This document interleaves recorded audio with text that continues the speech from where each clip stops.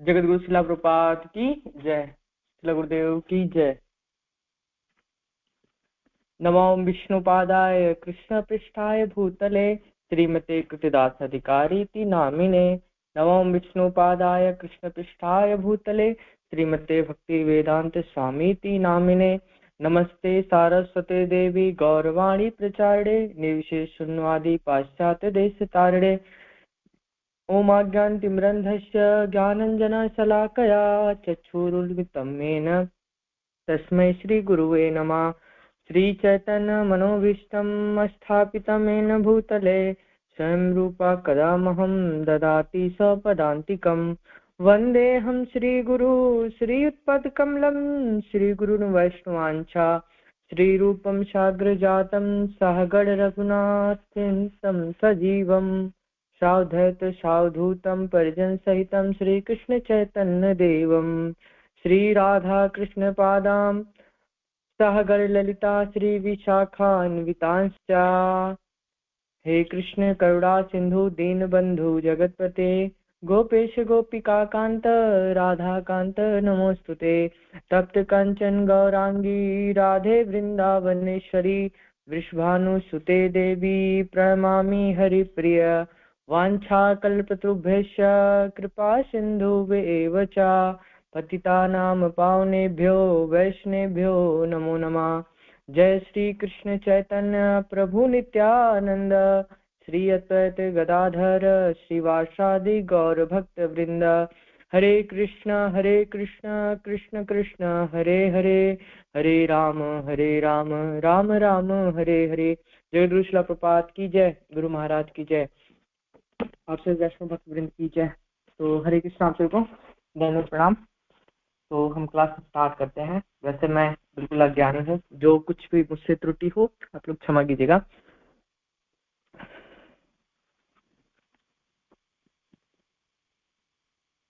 तो आज का श्लोका है हमारा अध्याय 7 श्लोका नंबर 24। अव्यक्तं व्यक्तितम् अपन्नं मायायन्ते मम अबुद्धया परं भावम् अजानन्ता मम अव्ययम् अनुत्तमम्। हरे कृष्णा। आप लोग में से कोई ऐड करना चाहता है माता जी या प्रभु जी तो प्लीज ऐड कीजिए श्लोका।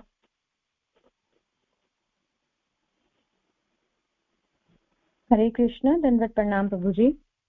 हरे कृष्णा प्रणाम माता जी। यस माता जी। अव्यक्तं व्यक्तिमापन्नं मन्यन्ते मामबुद्धयः परं भावं जानन्तो ममाव्ययम् अनुत्तमम्। हरे कृष्ण दंडवत प्रणाम। धन्यवाद प्रभु जी। थैंक यू माता जी। हरे कृष्णा प्रणाम। यस और कोई। हरे कृष्ण प्रभु। हरे कृष्णा। यस माता जी आप कर लो। ठीक है माता। अव्यक्तं व्यक्तितम् आपनं मन्यते माम अबुद्ध्या परं भावम् अजानन्तः मम अव्ययम् अनुत्तमम्। हरे कृष्ण प्रभु जी धन्यवाद प्रणाम। अव्यक्तं व्यक्तिमापन्नं मन्यन्ते मां बुद्धे परं भावं जानन्तो मम अव्ययम् अनुत्तमम्। हरे कृष्ण प्रभु जी दंडवत प्रणाम। हरे कृष्णा प्रणाम माता जी। Thank you. नेक्स्ट और कोई।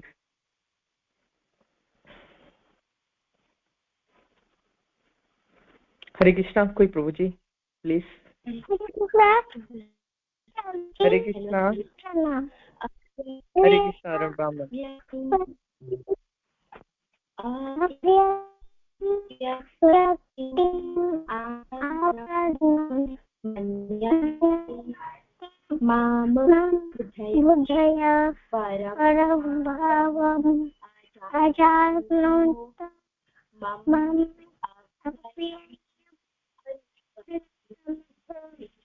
हरे कृष्ण प्रभु जी प्रणाम। हरे कृष्णा प्रणाम। थैंक यू माता जी। हरि बोल। बहुत सुंदर। नेक्स्ट और कोई प्रभु जी। हरे कृष्णा हिज ग्रेस भक्ति रसम प्रभु जी प्लीज आप श्लोक का कोट कीजिए। हरे कृष्णा, हिज ग्रेस भक्ति रसावित प्रभु जी, प्लीज। हरे कृष्णा, दंडवत प्रणाम प्रभु जी। हरे कृष्णा, राम प्रभु जी, यस प्लीज आप। अव्यक्तं व्यक्तिम् अपन्नं मन्यते मम अबुध्यते परम भावम् अजन्नातो मामं व्ययम् अनुत्थामम्। हरे कृष्णा, दंडवत प्रणाम प्रभु जी। हरे कृष्णा, प्रणाम प्रभु जी, थैंक यू, बहुत सुंदर। तो हम स्टार्ट करते हैं। तो आज का हमारा टॉपिक है कि भगवान निराकार हैं। भगवान निराकार हैं। आज का जो हमारा टॉपिक है वो भगवान निराकार नहीं है। तो ये एक क्वेश्चन भी है और एक क्वेश्चन भी है और एक आंसर भी है कि भगवान निराकार नहीं है। भगवान निराकार नहीं है, ये सच बात है। और एक क्वेश्चन यहाँ मार्क उठता है, भगवान निराकार है। बहुत से लोग निराकारवादी हैं, मानते हैं कि भगवान निराकार भी हैं। तो सबसे पहले हम प्रभुपाद जी क्या कहते हैं हम उनके द्वारा सब समझेंगे। तो प्रभुपाद जी, बुद्धिहीन मनुष्य मुझको ठीक से न जानने के कारण सोचते हैं कि मैं भगवान कृष्ण पहले निराकार था और अब मैंने इस स्वरूप को धारण किया है। वे अपने अल्प ज्ञान के कारण मेरी अविनाशी तथा सर्वोच्च शक्ति को नहीं जान पाते हैं। तो प्रभुपाद जी अपने श्लोका में भगवान ये बात कह रहे हैं कि जो थोड़ी बुद्धि वाले हैं वो मुझे किस रूप में पूछते हैं, निराकार रूप में, कि मैं भगवान श्री कृष्ण को, वो निराकार मतलब एज कोई फॉर्म ही नहीं है, बस ये एक दीवार है, बस दीवार को ही वो उसी का आराधना करते हैं, पूजा करते हैं, उसी दीवार को सब कुछ मान लेते, प्लेन व्हाइट वाल को ही सब कुछ मान लेते हैं। तो शिला प्रभुपाद जी इसके बारे में तात्पर्य लिखते हैं। शिला प्रभुपाद की जय। शिला प्रभुपाद जी द्वारा तात्पर्य, देवताओं के उपासकों को अल्पज्ञ कहा जा चुका है। देवताओं के जो उपासक हैं उनको प्रभुपाद जी ने क्या बोल दिया है, अल्पज्ञ हैं। पहले ही बोल दिया था, इससे पीछे वाले श्लोका में प्रभुपाद जी ने बोल दिया कि वो अल्पज्ञ, जो देवताओं का पूजन अर्चन करते हैं, जो देवताओं को मानते हैं, वो क्या है, अल्पज्ञ हैं। इस श्लोक में निर्विशेषवादियों को भी अल्पज्ञ कहा गया है। भगवान कृष्ण अपने साकार रूप में यहाँ पर अर्जुन से बातें कर रहे हैं, किंतु तब भी निर्विशेषवादी अपने अज्ञान के कारण तर्क करते रहते हैं कि परमेश्वर का अनंत कोई स्वरूप नहीं होता। श्री रामानुजाचार्य की परंपरा के महान भगवत भक्त यमुनाचार्य ने इस संबंध में 2 अत्यंत उपयुक्त श्लोक कहे हैं। अब बताइए, भगवान अर्जुन जी के साथ युद्ध के मैदान में वार्ता कर रहे हैं, फिर भी लोग क्या मान रहे हैं कि भगवान तो है ही नहीं, जबकि साक्षात भगवान अर्जुन से वार्ता कर रहे हैं, युद्ध की बातें कर रहे हैं दोनों आपस में, एक मित्रवत की भांति, एक भक्त और भगवान की भांति। फिर भी लोग क्या मान रहे हैं कि भगवान तो है ही नहीं, भगवान का कुछ ना फॉर्म है, भगवान का कुछ तो है ही नहीं। जबकि हमारे बड़े बड़े आचार्य लोगों ने इस बात की पुष्टि की है, हाँ भगवान जो है वो एक फॉर्म में है, भगवान जो है एक फॉर्म में है, भगवान निराकार है, सॉरी भगवान निराकार नहीं है। बड़े बड़े आचार्यों ने ये बात की एकदम शास्त्रों के प्रमाण के द्वारा ये सिद्ध किया हुआ है। तो एक बहुत बड़े संत हुए श्री रामानुजाचार्य जी, उनके परंपरा में एक भगवत आचार्य थे यमुनाचार्य जी। इस संबंध में 2 श्लोका भी कोट्स करते हैं। वो श्लोका कहाँ से कोट्स करते हैं, स्रोत रत्न 12 से। त्वाशिला रूप चरिते परम प्रकृष्टे सत्येन सात्विकताया प्रलब्ध शास्त्रे प्रख्यात दैव परमार्थ विदम मत्तस्थ नैव शुरा प्रकृत्या भाववन्ति बुद्धम। हे प्रभु व्यासदेव तथा नारद जैसे भक्त आपको भगवान रूप में जानते हैं। मनुष्य विभिन्न वैदिक ग्रंथों को पढ़कर आपके गुण रूप तथा कार्य को जान सकता है। और इस तरह आपको भगवान के रूप में समझ सकता है। तो यहाँ पे क्या करें, हे प्रभु, व्यास देव जी तथा नारद जी जैसे भक्त आपको भगवान मानते हैं। इतने बड़े बड़े लोग भगवान श्री कृष्ण को भगवान मान रहे हैं, लेकिन हम नहीं मानेंगे। अरे हम उनसे बड़े हैं, हम समझदार हैं, हमारी बुद्धि है, इतना अच्छा बुद्धि दिया भगवान ने 200 ग्राम का, तो हम कैसे मान लें, हम कैसे माने कि भगवान साकार रूप में है। हम मानेंगे नहीं, क्योंकि वो पता नहीं कब थे, कब उन्होंने कहा है। हम व्यास देव जी की बातों को, नारद मुनि जी की बातों को नहीं मानेंगे, हम अपनी मन की मानेंगे। ऐसे लोग जो हैं वो क्या हैं, अल्पज्ञ हैं, बुद्धू हैं, बुद्धू। तो हम ढेर सारे ग्रंथों को पढ़कर ना भगवान के बारे में जान सकते हैं, भगवान की जो लीलाएं हैं, भगवान का रूप कैसा है, उन सब चीजों के बारे में जान सकते हैं, और भगवान ने क्या कार्य किए उन सब चीजों के बारे में जान सकते हैं। और इन सब चीजों को पढ़ने के बाद, जानने के बाद हम भगवान श्री कृष्ण को साकार रूप में देख भी सकते हैं। अगर उस स्थिति में हम पहुंच जाएं तो हम देख भी सकते, और भगवान के उस रूप को हम समझ सकते हैं कि भगवान का कैसा फॉर्म है। किंतु जो लोग रजो तथा तमो गुण के वश में हैं, ऐसे असुर तथा अभक्त गण आपको नहीं समझ पाते। प्रभुपाद जी लिख रहे हैं कि जो लोग तमोगुण में हैं, जो रजोगुण में, रजोगुण में मतलब बुद्धिमान लोग, रजोगुण में बुद्धिमान, जैसे किसी साइंटिस्ट को आप बोलेंगे कि हम लोग कहाँ से आए हैं, तो साइंटिस्ट बताएगा कि हम एक बंदर था, बंदर से हम लोग विकसित हुए। पहले एक छोटा सा वो मांसपेशी था, अमीबा हुआ, अमीबा से हम लोग का जन्म हुआ, फिर धीरे धीरे हमारा विकास करण हुआ, और हम धीरे धीरे बढ़ते बढ़ते बंदर बने। फिर बंदर से हम पहले 4 पैर पे चलते थे, फिर हम धीरे धीरे खड़े होना सीख गए, फिर 2 पैर पे आ गए, और उसका फिर हमारा जो जेनेटिक रीजन था वो धीरे धीरे विकसित होते होते हम क्या हो गए, मनुष्य हो गए, अगर एक वैज्ञानिक से पूछेंगे। परंतु जब आप किसी संत से या फिर भगवान के भक्त से पूछेंगे तो डायरेक्टली बताएंगे कि हम क्या हैं, हम भगवान के अंश हैं। तो मेन रीजन है हम वो ज्ञान कहाँ से पा रहे हैं, वो ज्ञान हम कहाँ से पा रहे हैं, इसका ज्ञान का जो स्रोत है वो कहाँ से आ रहा है, उसके ऊपर निर्भर करता है कि हम भगवान को किस फॉर्म में मानेंगे, साकार या फिर निराकार। हम वो ज्ञान किससे ले रहे हैं। अगर हम निराकारवादी किसी ऐसे बुद्धिहीन व्यक्ति से ले रहे हैं तो भगवान हमें निराकार रूप में दिखना शुरू हो जाएंगे। और अगर हम किसी हमारे गुरु महाराज जैसे व्यक्तित्व का संग करेंगे, भक्तों का संग करेंगे, और प्रपात जैसे प्रपात जी ने इतने सारे ग्रंथ लिखे उन्हें पढ़ेंगे, प्रपात जी के भक्तों का संग करेंगे, तो हमें क्या पता चलेगा कि हाँ भगवान साकार रूप में है, और भगवान का एक बहुत सुंदर रूप है, भगवान का एक बहुत सुंदर रूप है, उसके बारे में हम जान पाएंगे। और ऐसे ही लोग जो तमोगुण में है, ऐसे असुर तथा भक्तगण भगवान को नहीं समझ पाते हैं। ऐसे अभक्त वेदांत, उपनिषद तथा वैदिक ग्रंथों की व्याख्या करने में कितने ही निपुण क्यों ना हो, वे भगवान को नहीं समझ पाते हैं। तो बहुत बुद्धिमान लोग भी भगवान को नहीं समझ पाएंगे। वो कितने भी वेदांत को जान लें, उपनिषद को पढ़ लें, वैदिक ग्रंथों को पढ़ लें, बट अगर उनके मन में भगवान के प्रति प्रेम नहीं है तो भगवान के रूप को नहीं जान सकते। जैसा कि हम देखते हैं दुर्योधन वही जस्ट सबके सामने सारे जो पांडव थे, पांडवों को दर्शन हो रहे थे जब भगवान समझाने जाते हैं, और दुर्योधन क्रोध होता है, गुस्सा होता है कि तब भगवान अपना रूप दिखाते हैं।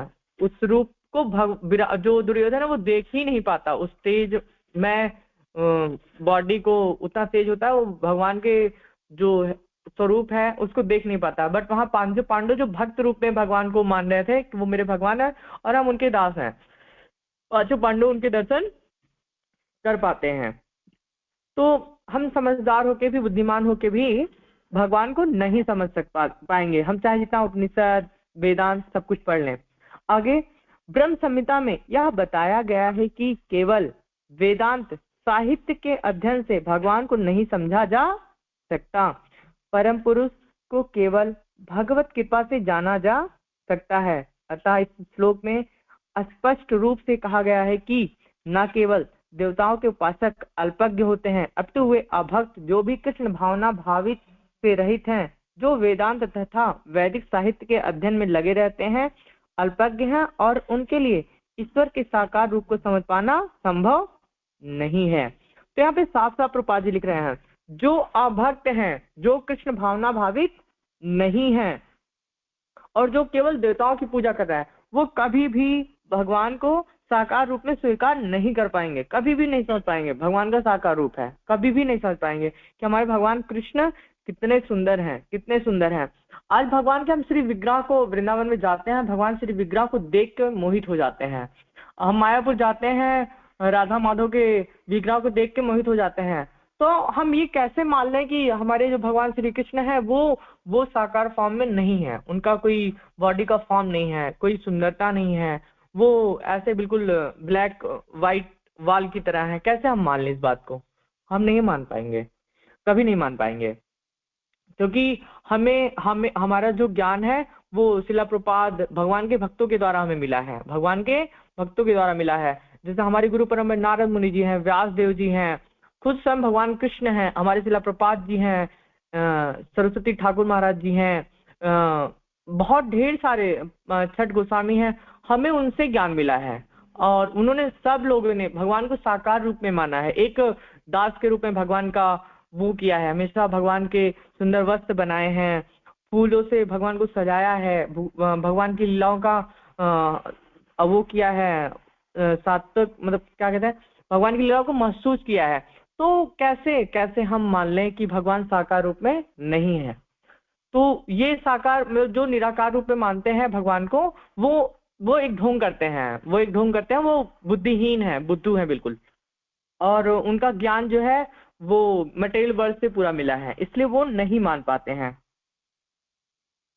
श्रीमद् भागवत में बताया गया है कि निर्विशेष ब्रह्म से परम अनुभूति प्रारंभ होती है, जो ऊपर उठती हुई अंतर्यामी परमात्मा तक जाती है, किंतु परम सत्य की अंतिम अवस्था तो भगवान ही है। आधुनिक निर्विशेषवादी तो और भी अधिक अल्पज्ञ हैं, क्योंकि वे अपने पूर्वगामी शंकराचार्य का भी अनुसरण नहीं करते, जिन्होंने स्पष्ट बताया है कि कृष्ण परमेश्वर हैं। अतः निर्विशेषवादी परम सत्य को न जानने के कारण सोचते हैं कि कृष्ण देवकी तथा वसुदेव के पुत्र हैं, या राजकुमार है, या शक्तिमान जीवात्मा है। भगवद गीता में 9वें अध्याय के 11वें श्लोक में इसकी भर्त्सना की गई है। अवजानन्ति मा मूढ़ा मनुष्य तनु मर्षितम, केवल मूर्ख ही मुझे सामान्य पुरुष मानते हैं। तो अभी शंकराचार्य जी का वर्णन हो रहा है, जो सबसे हाईएस्ट अगर देखा जाए तो मायावाद के स्रोत माने जाते हैं श्री शंकराचार्य जी, और इसमें भगवान की ही लीलाएं हैं कि लोगों को समझाने के लिए वो चीज करना पड़ता है। तो भगवान ने ये लीला ही एक प्रकार से की कि Shankaracharya ji top most follower निराकारवादी थे, मतलब निराकार को मानने वाले, उसका पूरा प्रसार करने वाले कौन थे? शंकराचार्य जी ही थे। अगर देखा जाए, अगर बड़े लेवल पे किसी ने प्रचार किया निराकारवाद का तो शंकराचार्य जी ने ही किया, लेकिन उसको किस वे में किया? एक जैसे होता है ना, बच्चा जब बिगड़ जाता है तो उसको सुधारने के लिए कभी कभी माता पिता ना उसके ही मन की करते हैं। जैसे वो कहता है मैं आग को छूंगा, जबकि माता पिता को पता होता है कि बच्चे को आग छुएगा तो जल जाएगा, बट माता पिता उसको सुधारने के लिए सोचते हैं हाँ अभी हम बोलेंगे तो नहीं मानेगा। अगर हम बोलेंगे, अगर बच्चा है वो कह रहा है मैं आग छूंगा, माता पिता सोच रहे हैं अगर हम बोलेंगे तो नहीं मानेगा, ऐसा करते हैं, इसको आग छूने देते हैं। जब ये जल जाएगा तो खुद इसको समझ में आ जाएगा कि हाँ यह आग छूने से उसे कष्ट हो सकता है। तो भगवान ने ऐसा ही किया, शंकराचार्य जी को इसीलिए भेजा कि हम शंकराचार्य जी को निराकार की पूरा वो हो रहा था, विस्तार हो रहा था, तो पूरा उन्होंने भी और उसमें बढ़ावा दिया। ढेर सारे आज भी देखा जाता है कि शंकराचार्य जी के फॉलोअर्स ज्यादा हैं, शंकराचार्य जी के फॉलोअर्स जो है निराकारवादी के फॉलोअर्स ज्यादा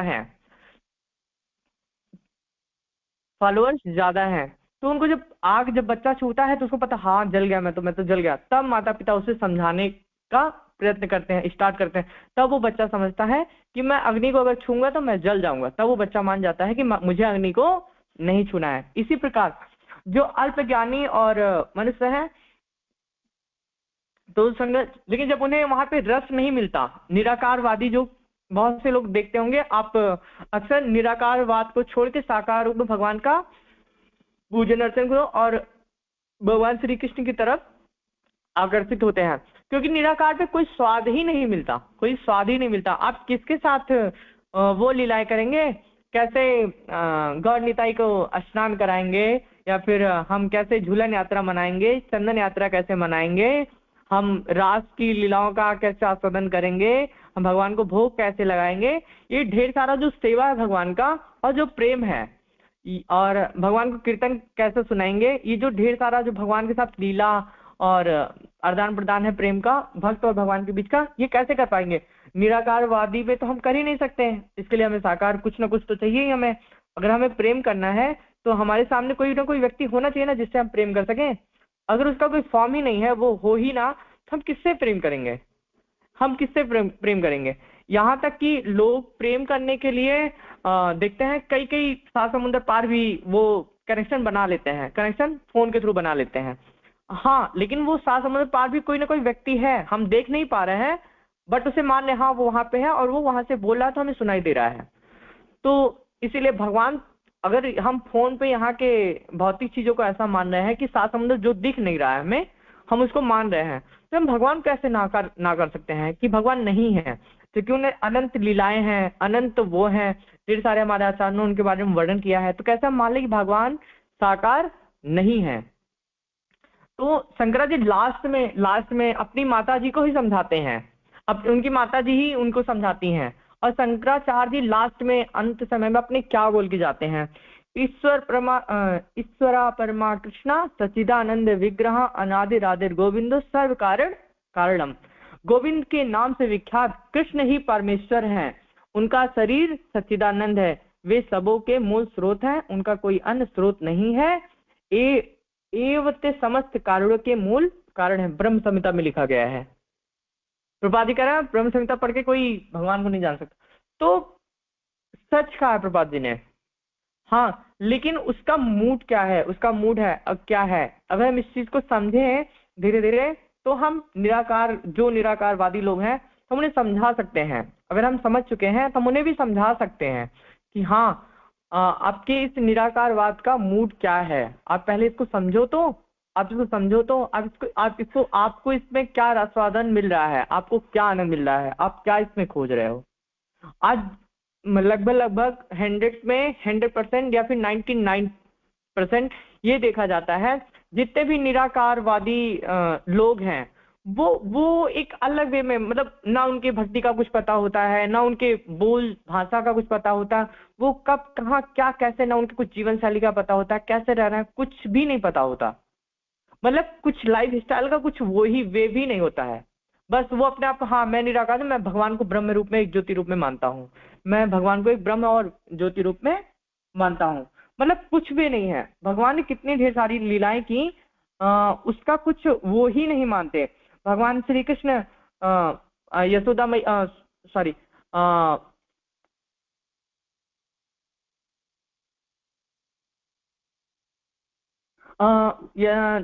नंद जी के साथ क्रीड़ा करते हैं, पूतना जी का वध करते हैं, त्रिड़ावर्त का उद्धार करते हैं भगवान श्री कृष्ण, विराट रूप का दर्शन अर्जुन को कराते हैं, माता यशोदा तथा श्री कृष्ण का उखल बंधन का लीला करना, जो हम लोग कार्तिक मास में दामोदर अष्टकम पूरा गा के खुश होते हैं, आनंद, पूरा कार्तिक हमारे लिए कितना स्पेशल होता है। अगर भगवान साकार रूप में ये सब लीलाएं ना करते तो हमें क्या आनंद मिलता, क्या हम कार्तिक महीने का महत्व तो जान पाते, कभी नहीं जान पाते। तो हम कैसे मान ले कि भगवान एक निराकारवादी हैं, साकार रूप में नहीं है। और नलकुआ तथा मणिगुर का उद्धार भगवान ने किया, वत्सासुर तथा बकासुर का वध किया भगवान ने, उनका उद्धार किया, अगासुर का वध किया, ब्रह्मा द्वारा ब्रह्मा जी का वो पूरा उनका माया जो था वो नष्ट किया, उनका अहंकार जो था वो नष्ट किया, धेनुकासुर का वध किया, कालिया का दमन किया, कालियानाग का उसको उद्धार किया। तो हम कैसे माने कि भगवान भगवान निराकारवादी हैं, भगवान निराकारवादी हैं। और भगवान बंसी बजाते हैं तो सारे लोग मोहित हो जाते हैं। कई कई गांव के लोग, ब्रजमंडल 84 कोस में है, 84 कोस के लोग मोहित हो जाते थे भगवान जब बंसी बजाते थे। तो हम कैसे मान ले कि भगवान निराकारवादी हैं, साकार में नहीं है। गोपियों का भगवान श्री का लीला करते हैं और यज्ञ करता ब्राह्मणी की पत्नियों का उद्धार भी करते हैं भगवान। तुम कैसे माने? गोवर्धन लीला करते हैं भगवान, और स्वर्ग के राजा इंद्र द्वारा भगवान की स्तुति गाई जाती है। नंद महाराज की, करुणावश नंद महाराज की मुक्ति का वो मार्ग बताते हैं। गोपी गीत का कितना उद्गम वो होता है उसी कार्तिक मंथ में जो हम लोग सुनते हैं। सारी गोपियां भगवान की लीलाओं का वर्णन करती हैं और भगवान के लिए वियोग भी करती हैं गोपियां। तो अगर भगवान ना होते, भगवान इतने सुंदर ना होते, तो गोपियां वियोग क्यों करती? भगवान के लिए गोपियां वियोग क्यों करती अगर भगवान इतना सुंदर ना होते? रास नृत्य में रास नृत्य का भी वर्णन होता है कि गोपियों के साथ भगवान नृत्य करते हैं। अगर ये सब इतनी सारी घटनाएं हो रही हैं तो कोई ना कोई पर्सन चाहिए ना इस सब सारी घटनाओं को करने के लिए। एक नाटक ही हो रहा था, तो इन सब चीजों को करने के लिए कोई ना कोई तो चाहिए। तो वो साकार फॉर्म में ही आके उस चीजों को कर सकता है। तो कैसे हम माने कि भगवान निराकारवादी हैं? भगवान साकार ही हैं, भगवान साकार ही। मतलब ये शास्त्र पूरा भागवतम जिस पर्सन को पूरा भागवतम लिखा जाए, 12 स्कंद, 18 हजार श्लोक वर्णन किया जाए, वो कैसे एक निराकारवादी हो सकता है? कभी नहीं, कभी नहीं। ये सिर्फ हमारे मन का जो है वो वहम है कि भगवान का कोई फॉर्म नहीं है और भगवान ऐसे ऐसे हैं। और भगवान ढेर सारी लीलाएं, भगवान की अगर देखा जाए तो ढेर सारी लीलाएं हैं कि, और इसमें एक बहुत सुंदर वो भी भगवान की ढेर सारी लीलाएं हैं। तो हम कैसे माने कि भगवान निराकारवादी हैं? आगे प्रभुपाद जी बताते हैं, तथा तो यह कोई बिना भक्ति तथा कृष्ण भावना भावित विकसित किए बिना कृष्ण को समझ नहीं सकता। इसकी पुष्टि भागवतम के 10वें स्कंद के 14वें अध्याय के 21 श्लोक नंबर में की है। अथापि ते देवा पदम भुजादय प्रसाद लेशा ग्रहण नुग्रहिता एव हि जनाति तत्वा भगवान महिमन्नो न चान्य कोऽपि चिरविख्यमना। हे प्रभु, यदि कोई आपके चरण कमलों की रंच मात्र भी कृपा प्राप्त कर लेता है तो वह आपकी महानता को समझ सकता है। किंतु जो लोग भगवान को समझने के लिए मानसिक कल्पना करते हैं, वे वेदों का वर्षों तक अध्ययन करके भी नहीं समझ पाते। कोई ना तो मनोधर्म द्वारा, ना ही वैदिक साहित्य की व्याख्या द्वारा भगवान कृष्ण के रूप को समझ सकता है। तो हम कितना भी पुण्य कार्य कर लें या फिर कितना भी हम वेदों का अध्ययन कर लें, और या फिर हम कितना भी किसी वैदिक साहित्य को पढ़ें या फिर उसकी व्याख्या करें हजारों वर्ष, हम भगवान के उस रूप को नहीं समझ पाएंगे। जो साकार फॉर्म में है भगवान, हम उनको नहीं समझ पाएंगे। हम भगवान को कैसे समझ सकते हैं कि वो साकार फॉर्म में है? हमारा जो प्रेम है और जो हमारी देखने की जो शक्ति है वो कैसे बढ़ेगी? वो बढ़ेगी हमारे जप से। हम भगवान के नामों का जप करेंगे तब बढ़ेगी। हम भगवान के नामों का जप करेंगे तब बढ़ेगी। जब मनुष्य हरे कृष्णा कृष्णा कृष्णा हरे हरे, हरे राम राम राम हरे हरे, इस महानतम जप से प्रारंभ करके कृष्ण भावनामृत में पूर्णतः तन्मय हो जाता है, तभी वह भगवान को समझ सकता है। प्रभुपाद जी कह रहे हैं कि जब हरे कृष्णा महामंत्र का जप करते करते व्यक्ति पूर्ण हो जाता है, तब भगवान की लीलाओं का और भगवान के साकार रूप का वो आस्वादन कर पाएगा। तब वो कहीं मान पाएगा कि हाँ, भगवान श्री कृष्ण हैं। अभक्त निर्विशेषवादी मानते हैं कि भगवान कृष्ण का शरीर इसी भौतिक प्रकृति का बना है और उनके कार्य, उनका रूप इत्यादि सभी माया है। निर्विशेषवादी मायावादी कहलाते हैं, वे परम सत्य को नहीं जानते। आज के जो मायावादी लोग हैं वो भगवान श्री कृष्ण को एक सिर्फ पुरुष मानते हैं, क्योंकि भगवान का सब कुछ एज इट वैसा ही था, हम जैसे मनुष्य के शरीर के जैसा देखने में। ये एक अभक्त की व्याख्या है कि वो ऐसा सोचते हैं कि उनके भी दो पैर, हमारे भी दो पैर, उनके भी दो हाथ, हमारे दो हाथ, हम जैसे बोल रहे हैं वो भी वैसे बोल रहे हैं, हम जैसे खा रहे हैं वे वैसे खा रहे हैं, तो वह कैसे भगवान हो सकते हैं? वो कैसे भगवान हो सकते हैं? और एक अगर आप भक्ति से थोड़ा सा हटके देखेंगे तो ऐसा लगता है कि ऐसे हैं।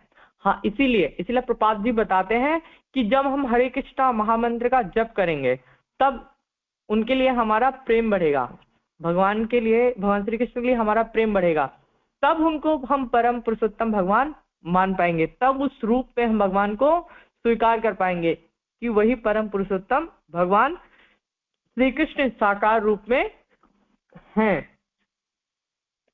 20वें श्लोक में स्पष्ट है, कामस्तैवर्तज्ञाना प्रपद्यन्ते न देवता। जो लोग काम इच्छाओं से अंधे हैं वे अन्य देवताओं की शरण में जाते हैं। यह स्वीकार किया गया है कि भगवान के अतिरिक्त अन्य देवता भी हैं जिनके अपने अपने लोक हैं और भगवान का भी अपना लोक है, जैसा कि 23वें श्लोक में कहा गया है।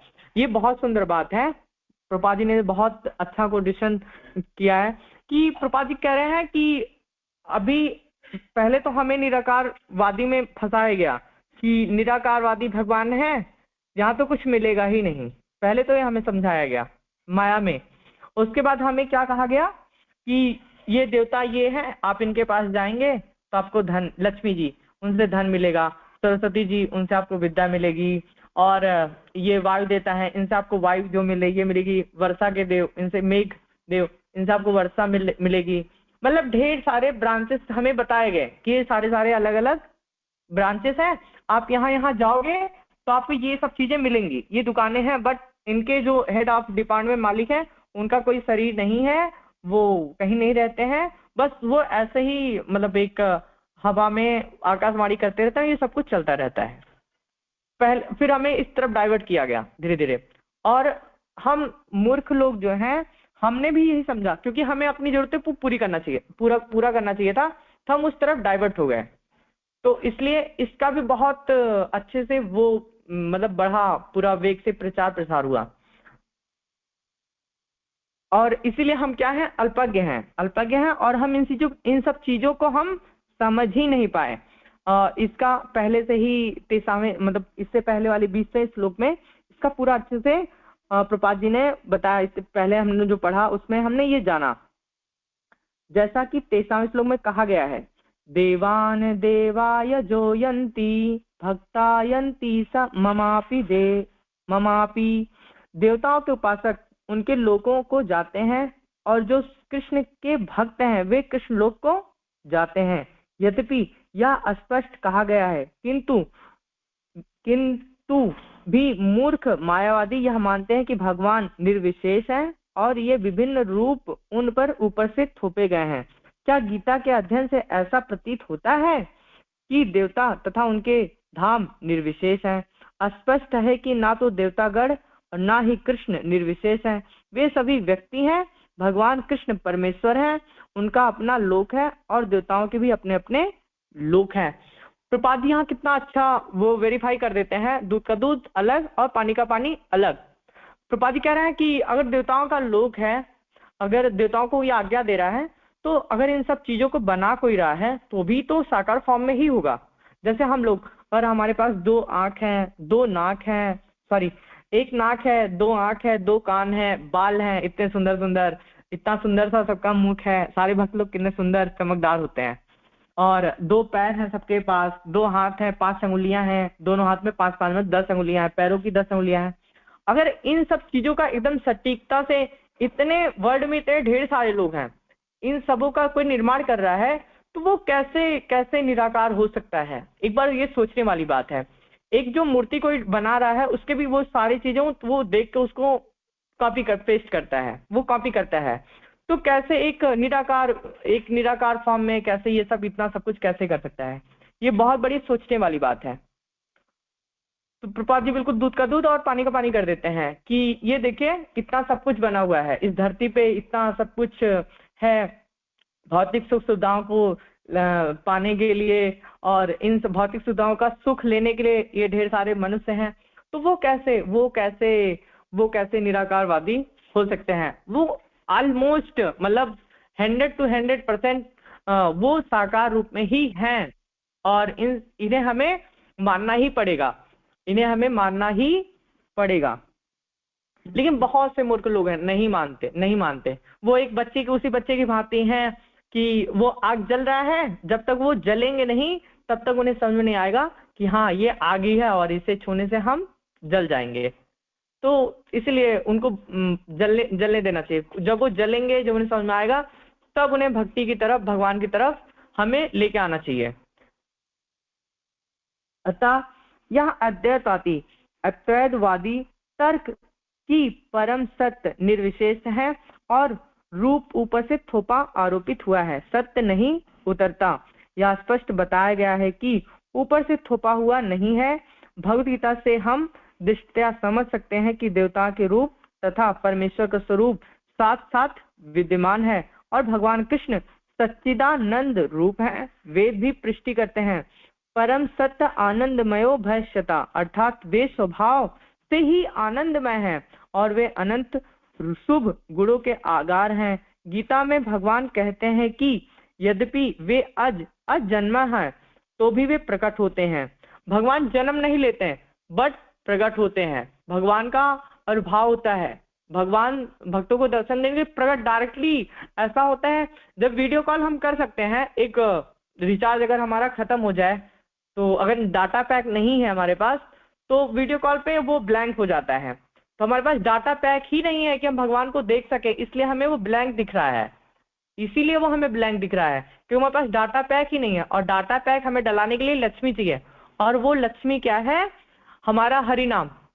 हरिनाम का डाटा पैक जब अपने फोन में, मतलब अपने हृदय में जब डालेंगे, तब हम भगवान के उस साकार रूप को वीडियो कॉल के थ्रू देख पाएंगे, वीडियो कॉल के थ्रू देख पाएंगे। अगर डाटा पैक ही नहीं है हमारे पास तो हम कैसे भगवान के उस रूप को हम दर्शन कर पाएंगे, कैसे देख पाएंगे? तो हमें सबसे पहले क्या करना है, उस डाटा पैक के खरीदने के लिए हमें हरिनाम रूपी जो धन है वो इकट्ठा करना पड़ेगा।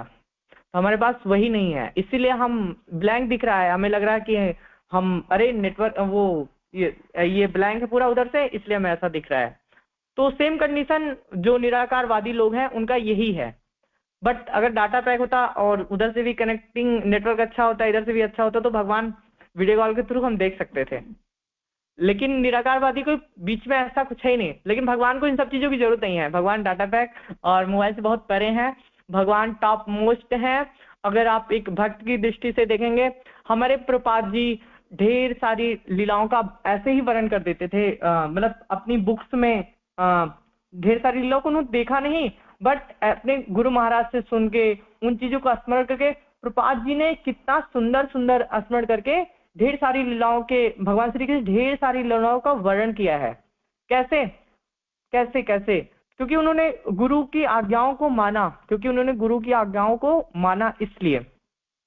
और एक इसमें टॉप मोस्ट बात यह है कि हम कैसे भगवान को साकार रूप में देख सकते हैं, कैसे हम अपने हृदय में ये चीज हम मान जाएं, कैसे हमें संतुष्टि हो जाए कि हाँ भगवान साकार फॉर्म में है। तो इसके लिए सबसे पहले हमें भगवान के भक्तों का संग करना पड़ेगा, भगवान के भक्तों का संग करना पड़ेगा, गुरु परंपरा के आश्रय में जाना पड़ेगा। जो स्टेप बाय स्टेप है उस ज्ञान को हमें ग्रहण करना पड़ेगा, हमें उसमें अपनी श्रद्धा को विकसित करना पड़ेगा। भगवान हमारे गुरु महाराज जैसे शुद्ध भक्तों का संग करना पड़ेगा। हमारे गुरु महाराज के जो शिष्य लोग हैं, जो सीनियर डिवोटी हैं, हमें उनका संग करना पड़ेगा। तब जाके हम भगवान के उन रूप स्वरूपों को जान पाएंगे। जैसे होता है क्या कि अगर हम किसी टॉप, जैसे अभी इंटर का क्वेश्चन आंसर है और किसी फर्स्ट या एलकेजी यूकेजी के बच्चे से उस क्वेश्चन को पूछेंगे तो बोलेगा बच्चा, वो बोलेगा कि ये तो है ही नहीं, ये तो है ही नहीं। और सच बात है, उसकी बुक में वो सारे क्वेश्चंस नहीं है, उसकी बुक में वो सारे जो क्वेश्चंस हैं वो नहीं है। वो जब क्लास बाय क्लास जब आगे बढ़ता है, उस टाइम जब वो क्वेश्चन उसकी बुक्स में आते हैं, तब वो उन क्वेश्चन को हाँ मानता है कि हाँ ये क्वेश्चंस हैं और ये इसके आंसर्स हैं, तब वो जाके मानेगा। तो हमारी भी स्थिति यही है कि हम बहुत छोटे लेवल पे हैं, बहुत छोटे हैं, इससे बहुत सी ढेर सारी चीजों को हम समझ नहीं पाते हैं। लेकिन जब हम स्टेप बाय स्टेप अपने सीनियर डिवोटीज से, अपने गुरु महाराज से, प्रपात जी से, उनके दिए गए पुस्तकों से जब हम पढ़ेंगे और धीरे धीरे सीखेंगे, तब हमें उन सब चीजों पर विश्वास होने लगेगा, तब हमारा बिल्कुल दृढ़ निश्चय हो जाएगा। तब कहीं भी हम खड़े होकर कह सकते हैं कि हाँ, हमारे भगवान श्री कृष्ण जो है वो साकार रूप में हैं, उनका इतना सुंदर रूप है, इतना सुंदर लीला है, वो कर सकते हैं। कैसे? ऐसे तब जाके हम धीरे धीरे आगे बढ़ के इन सब चीजों का कहीं भी हम एक डंके की चोट पे कह सकते हैं कि हाँ, हमारे भगवान श्री कृष्ण इतने सुंदर हैं। जब हम खुद उस चीज का आस्वादन करेंगे तब। और इसके लिए हमें क्या करना पड़ेगा? हमें गुरु जी की आज्ञाओं को मानना पड़ेगा, हमें गुरु महाराज की आज्ञाओं को मानना पड़ेगा, अपने सीनियर डिवोटी की आज्ञाओं को मानना पड़ेगा। तब जाके हम इन निराकारवादियों को तोड़ पाएंगे, इन निराकारवादियों को तोड़ पाएंगे, इनको हम समझा पाएंगे। तब जाके, तब हम इन्हें पहले आग में जलाएंगे कि हाँ ये देखो, आप ये कह रहे थे ना निराकारवादी भगवान है, आपको क्या आस्वादन हुआ। तब उन्हें भगवान के सुंदर सुंदर लीलाओं का आस्वादन कराएंगे, तब वो मानेंगे हाँ, हमारे जो भगवान श्री कृष्ण है वो एक साकारवादी रूप में हैं। क्योंकि जैसे चैतन्य चरितामृत में भी कहा गया है कि कोटि कोटि ब्रह्मांड ब्राह्मेर विभूति से ब्रह्म गोविंद्र है अंग कांति। ब्रह्मा जी ने कहा है कि निर्विशेष ब्रह्म के ऐश्वर्य करोड़ों ब्रह्मांडों में परिव्याप्त होते हैं, या ब्रह्म भगवान गोविंद का शारीरिक तेज मात्र है। मतलब करोड़ों भगवान इतने चमकदार हैं, भगवान के शरीर से इतनी आभाएं निकल रही हैं कि करोड़ों करोड़ों ब्रह्मांड उनके इस शरीर के आभाव से गुंजायमान हो सकते हैं, प्रकाशवान हो सकते हैं। तो हमारी आंखें इतनी अच्छी नहीं हैं, अभी हम थोड़ा सा 100 वाट का बल्ब जलता है सामने, उसे नहीं देख पाते हैं, तो हम भगवान श्री कृष्ण के रूप को कैसे देख पाएंगे? कैसे देख पाएंगे? मतलब कोई लॉजिक ही नहीं है कि हम देख सकते हैं। इसलिए हम छोटे छोटे जो लोग होते हैं ना, उनको भगवान को निराकारवादी रूप में मानने लगते हैं, क्योंकि हमें ज्ञान ही नहीं है, क्योंकि वो आंखें ही नहीं है, वो हमारे पास वो चश्मा ही नहीं है।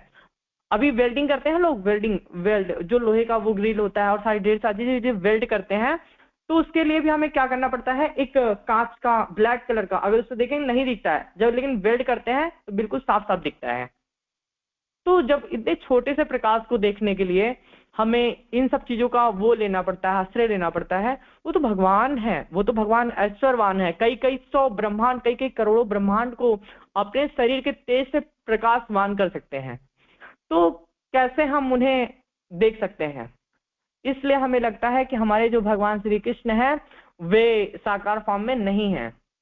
लेकिन जब हम इन चीजों में परिपक्व हो जाएंगे, तब हम मायावादियों को भी धूल चटा सकते हैं और डंके की चोट पे कह सकते हैं कि हाँ, हमारे भगवान जो है वो साकार रूप में हैं। तो थैंक यू। हरे कृष्णा, आदर प्रणाम आप सभी को। अगर मुझसे कोई त्रुटि हुई हो तो क्षमा कीजिएगा आप लोग। हरे कृष्णा, आदर प्रणाम आप सभी को।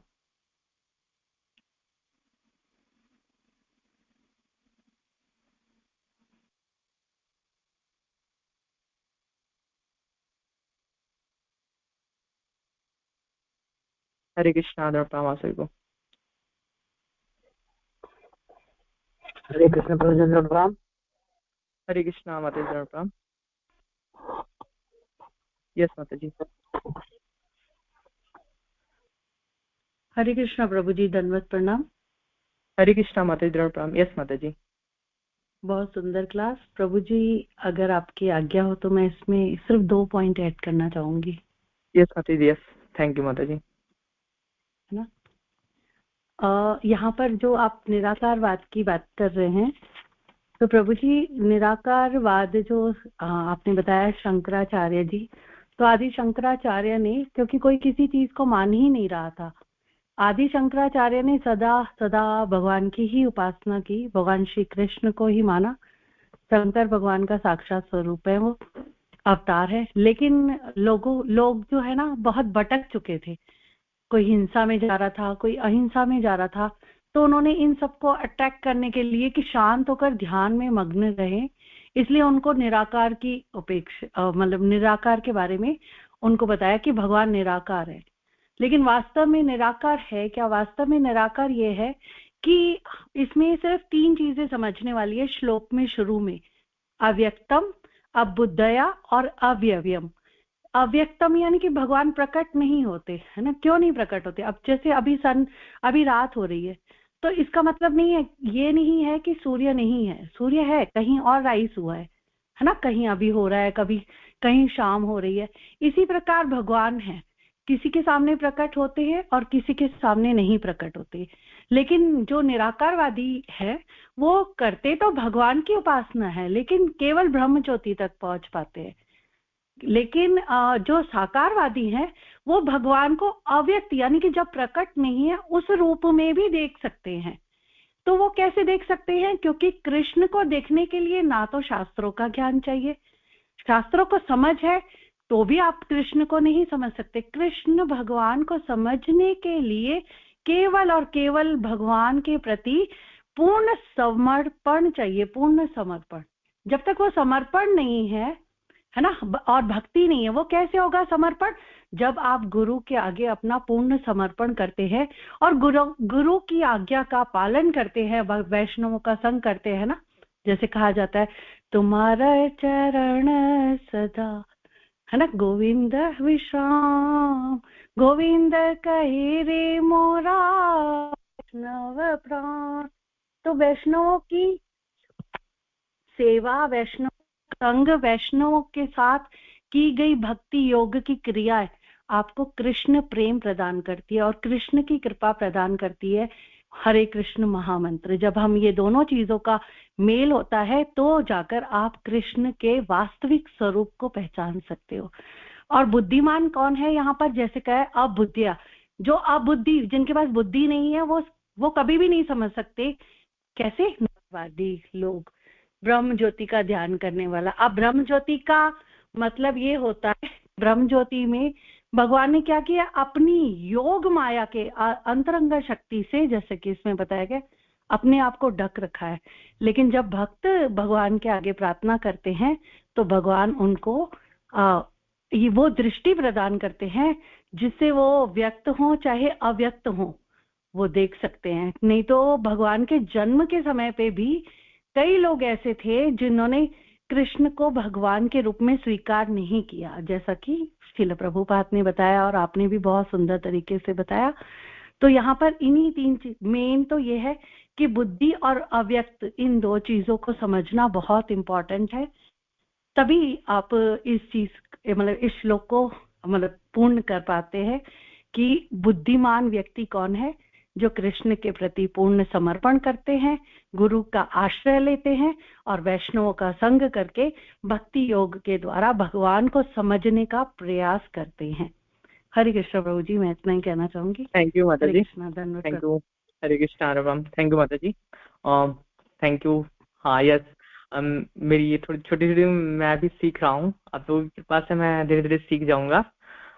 और यस, हाँ, तो मैं पढ़ रहा था तो मैंने एक बहुत सुंदर चीज पढ़ी कि भगवान, ये जो सारे वे हैं, सारे रास्ते भगवान की तरफ ही आते हैं। बट भगवान ने क्या किया? जो भगवान को नहीं मान रहे थे तो उनके लिए भगवान ने शंकराचार्य को, जैसा आपने बताया कि उस टाइम कुछ कोई मान ही नहीं रहा था, सब लोग अलग अलग वे से जा रहे थे। तो भगवान ने शंकराचार्य जी को भेजा कि पहले आप इन लोगों को इकट्ठा तो कर लो, आप इनको एक वे में ले आओ, फिर हम बाद में एक्सचेंज करके, जैसे प्रभुपाद जी ने हमारे किया। तो थैंक यू माता जी। प्रभु जी, आपने बहुत सुंदर क्लास दी है, बहुत सुंदर और बहुत अच्छी। अगर मुझसे कोई त्रुटि हो तो क्षमा नहीं माता जी, थैंक यू। थैंक यू माता जी। इम्पोर्टेंट है। और भगवान Yes. एक चीज यहाँ पर है, जैसे एक पुत्र पिता का जन्म नहीं समझ सकता ना कि पिता का जन्म कैसे हुआ, ऐसे ही हम कभी भगवान के उस मूल तत्व को समझने के लिए हमें भक्तों का संग करना ही पड़ेगा। इसी प्रकार हम भी भगवान के जन्म का कारण और इन सारी चीजों को इतनी सरलता से नहीं समझ सकते प्रभु जी, है ना। Yes, पर माता जी। आपने बहुत बहुत सुंदर क्लास करी प्रभु जी। मैं भी आज दिन में पढ़ रही थी तो मैंने इसीलिए आपको ये थोड़ा सा ऐड किया। हरे कृष्णा। थैंक यू माता जी। हरे कृष्णा प्रणाम माता जी। यस, और क्वेश्चन या फिर कुछ और कोई ऐड करना चाहता है, प्लीज हरे आप लोग ऐड कृष्ण। कीजिए। हरे कृष्णा, दंडवत प्रणाम प्रभु जी। प्रभु जी, आपकी क्लास बहुत बहुत अच्छी थी, बहुत अच्छे से आपने समझाया कि किस प्रकार हम समझ सकते हैं कि निराकार में स्वाद नहीं है, जो हमें भक्ति का जो रस मिलता है जो साकार रूप में ही है वो, क्योंकि हम उस रूप में ही प्रभु को समझ सकते हैं, उसी रूप में रसास्वादन कर सकते हैं। और बाकी निराकार रूप में अगर हम जाएं या हम कोशिश भी करें तो हम वो रस नहीं प्राप्त कर सकते। तो बहुत अच्छी क्लास थी और मैं सुधामुखी माता जी का भी बहुत आभार व्यक्त करती हूँ, उन्होंने बहुत अच्छे से समझाया। परंतु प्रभु जी, मेरा कुछ प्रश्न है। जैसे ये श्लोक था, इस श्लोक में हमें कहा गया कि बुद्धिहीन मनुष्य, मतलब वो व्यक्ति बुद्धिहीन है जो मेरी इस अवस्था को नहीं समझ सकते। वो ये समझते हैं कि मैं पहले निराकार था और अब मैंने इस स्वरूप को धारण किया है। ठीक है प्रभु जी, अगर इसी और ये श्लोक जैसे मैंने अभी तक जैसे स्टडी किया है तो ये सबसे ज्यादा कंट्रोवर्शियल श्लोक है, क्योंकि इसमें अगर हम बात करते हैं गीता की ही from other publication like Gita press, तो वो उनका बिल्कुल विवरण बिल्कुल अलग है। उसमें सीधे उनका ट्रांसलेशन है कि अल्प बुद्धि वाले लोग मेरे उस परम तत्व को नहीं जानते जो अव्यक्त से व्यक्त हुआ है, यानी निर्गुण से सगुण हुआ है। तो टोटल ऑपोजिट मीनिंग है प्रभु जी। परंतु प्रभु जी, यहाँ पर बात ये नहीं है कि कृष्ण क्या है। ऑफ कोर्स हम सबको मालूम है साकार हैं और हमें उनकी ही भक्ति में रस आता है। परंतु प्रभु जी, जैसे हम उपनिषद की बात करते हैं या हम ऋग्वेद की बात करते हैं, वहां पर कई जगह पर यही विवरण दिया गया है। जैसे ऋग्वेद को मैं कोट करना चाहूंगी, उसमें लिखा गया है ईश्वर सर्वव्यापक है, निराकार है, उनका रूप कोई नहीं जान सकता, वे सब जगह विद्यमान है और बुद्धिमान ही यह समझ सकते हैं। ऐसे ही प्रभु जी यजुर्वेद में कहा गया परम ब्रह्म शरीर से परे है और निराकार है। तो चलिए हम परम ब्रह्म को छोड़ते हैं, पर कठोपनिषद में कहा गया परमात्मा सभी प्राणियों में गुप्त है और प्रत्यक्ष रूप से दिखाई नहीं देते। जैसे कि अभी माता जी ने भी बोला कि भक्त को वो दर्शन दे देते, क्योंकि भक्ति वो इतना इन्वॉल्व है कि वो उसको दर्शन देंगे, परंतु हर कोई उनके उस रूप को नहीं समझ पाएगा। और वैसे ही प्रभु जी श्वेताश्वर उपनिषद है, उसमें लिखा गया है कि परमात्मा का कोई रूप नहीं जिसे देखा नहीं जा सकता। मुंडक उपनिषद में भी परमात्मा का निराकार रूप ही बताया गया है। तो मतलब ये मैं क्यों कोट कर रही हूँ प्रभु जी, कि जैसे हम नॉर्मली कई बार गीता की क्लास करते हैं, भगवत गीता की क्लास करते हैं, हम उसमें कोट करते हैं दूसरे उपनिषद को, है ना। तो प्रभु जी, यहाँ पर हम एक चीज को पूरी ही तरह से डिनायल कर रहे हैं कि नहीं, वो निराकार में है ही नहीं, जबकि निराकार में भी तो वो ही है। मतलब किसी भी रूप में हम कैसे मान सकते हैं, परमात्मा ही सर्वत्र है, वह ही हर रूप में व्याप्त है।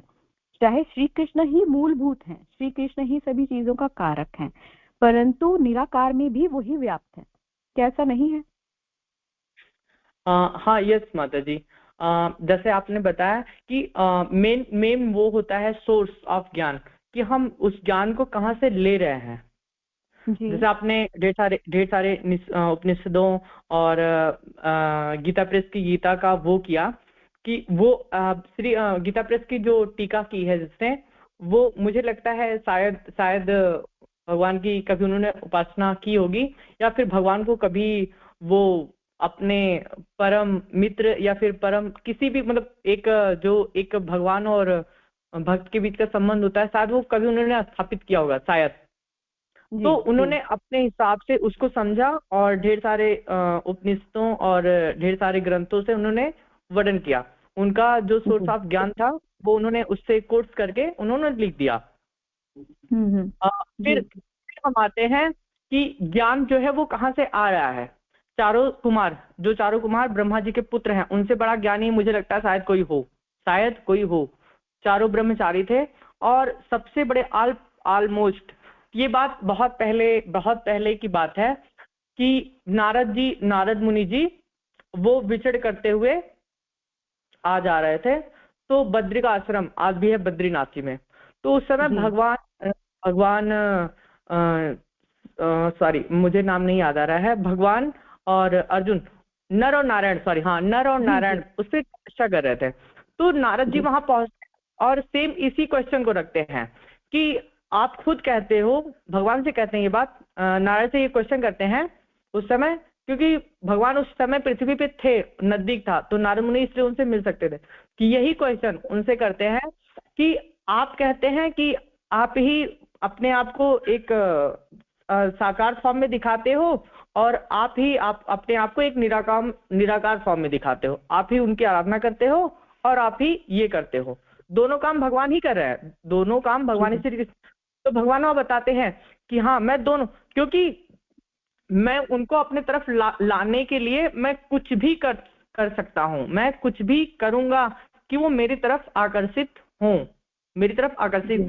जैसे मैंने कोर्स किया तो मैं पढ़ रहा था, तो उसमें लगा कि हाँ बच्चा एक है कि वो नहीं मानता, कभी कभी हमारे बच्चे जो तो जिद्दी होते हैं, जब तक हम किसी को मना करेंगे ये मत करो, लेकिन वो जानबूझकर वही कार्य करते हैं। तो भगवान ने ऐसा ही किया, आप कह रहे हो हाँ हम निराकार, हाँ तो मैं अपने आप को निराकार में प्रेजेंट कर रहा हूं, बट इसमें से आप आस्वादन करो, आनंद को खोजो, तो जब नहीं मिलता है तब वो साकार रूप में बढ़ते हैं। तो नारद मुनि जी ने यही क्वेश्चन पूछा था कि भगवान आप अपने आप को दोनों फॉर्म में क्यों प्रेजेंट कर रहे हो, ऐसा आप तो भटक जाएंगे। तो वो उससे पहले की बात बताते हैं कि एक महासभा होती है कहीं पे, माधव मुझे याद नहीं पूरा, मैं पढ़ रहा था, भूल गया थोड़ा। तो वहां पे वो जाते हैं और वहां पे चारों जो वो होते हैं ब्रह्मचारी, चारों ब्रह्मा जी के पुत्र होते हैं, सनत, सनंदन, सनातन और एक पुत्र और है, 4 पुत्र होते हैं उनके। तो यही बात वहां पे ढेर सारे ज्ञानी लोग, ढेर सारे विद्वान, उपनिषद के रचयिता, खुद व्यासदेव जी और सुखदेव जी वहां पे होते हैं। तो यही बात वहां भी उठाई जाती है। तो सॉरी मतलब मैं इतना ही पढ़ पाया था, नेक्स्ट टाइम मैं जब भी आगे पढ़ूंगा या फिर मुझे क्लास लेने का वो मिलता है तो मैं आपको बताऊंगा। तो वहां पे वो पूरा वेरीफाई करते हैं कि ये इसलिए ऐसा इसको दिखाया गया, इसलिए इसको ऐसा दिखाया गया जी।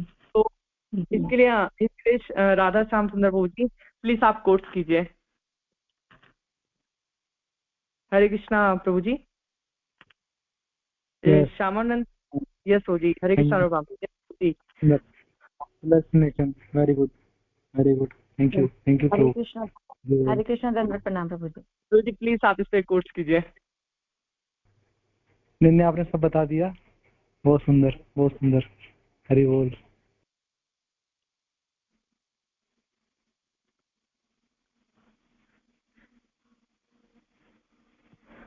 हरे कृष्णा माता जी। जी प्रभु जी। यस हाँ, मैं जब भी आगे और पढ़ूंगा तो मैं फिर आपको नेक्स्ट टाइम जब भी क्लास लेने का मुझे मौका मिलता है तो मैं और ये कोर्स आगे और बताऊंगा। जी प्रभु जी, वैसे आपने बहुत अच्छे से समझाया, बहुत बहुत धन्यवाद। हरे कृष्णा। थैंक यू माता जी, बट क्वेश्चन आपको बहुत सुंदर था। थैंक यू माता जी। हरे कृष्णा प्रणाम।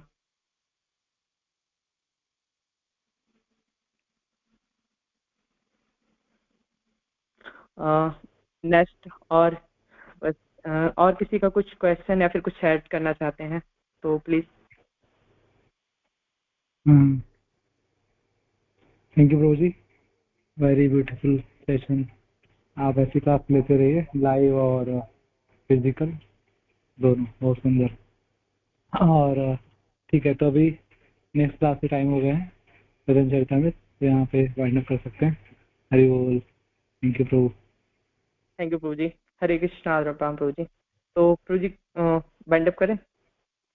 यस। वाञ्छाकल्पतरुभ्यश्च कृपा सिन्धुभ्येव च पतितानां पावनेभ्यो वैष्णवेभ्यो नमो नमः। नमो विष्णुपादाय कृष्णभूतले श्रीमते कृतदासपितारिति नामने। नमस्ते सरस्वती देवी गौरवाणी प्रचारिणे सुनादि पाश्चात्य देश धारिणे। जय श्री कृष्ण चैतन्य प्रभु नित्यानंद श्री अद्वैत गदाधर शिवासादि गौर भक्त वृंद। हरे कृष्ण कृष्ण कृष्ण हरे हरे, हरे राम राम राम हरे हरे। जगत गुरु शिला प्रपात की जय, गुरु महाराज की जय, आपसे वैष्णव भक्त वृंद की जय। हरे कृष्ण, आपसे वो धन्यवाद। अगर मुझसे कुछ गलती हुई हो तो मुझे क्षमा कीजिएगा। बोल, थैंक यू प्रभु।